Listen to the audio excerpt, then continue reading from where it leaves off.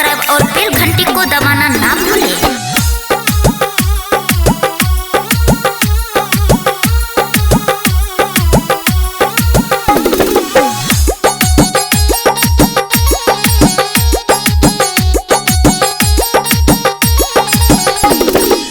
लुटले धन सब यापन चोली खोली के, लुटले धन सब यापन चोली खोली के, अमर ले माजा छौड़ी मीठ मीठ बोली के। हे गई मरले माजा छौड़ी मीठ मीठ बोली के। बड़ निक लागै छी दुल्हन जेना डोली के, बड़ निक लागै छी दुल्हन जेना डोली के, मरले माजा छौड़ी मीठ मीठ बोली के।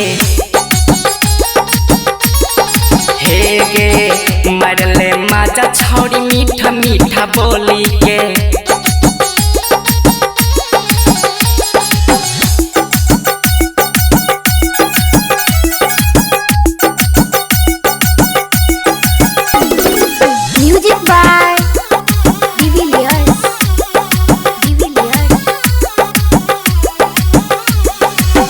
गोरे गोरे गाल तोहरा दांते से काट लेबो, जवानी के रस तोहरा मुँहे से चाट लेबो।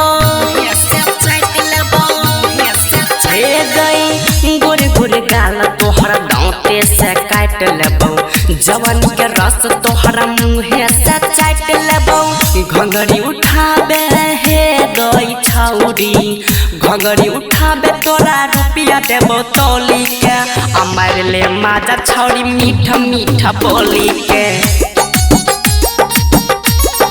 हे गे मरले माजा छौड़ी मीठ मीठ बोली के, मरले माजा छौड़ी मीठ मीठ बोली के।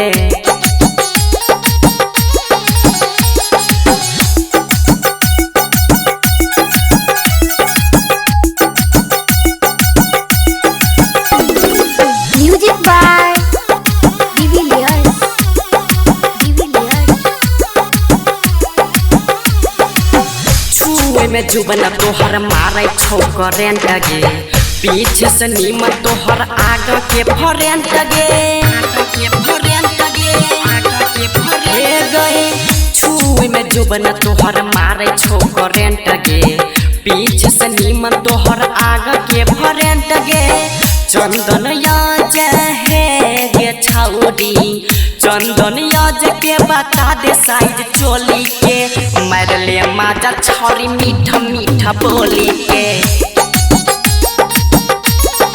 हे गे मरले माजा छौड़ी मीठ मीठ बोली के, मरले माजा छौड़ी मीठ मीठ बोली के।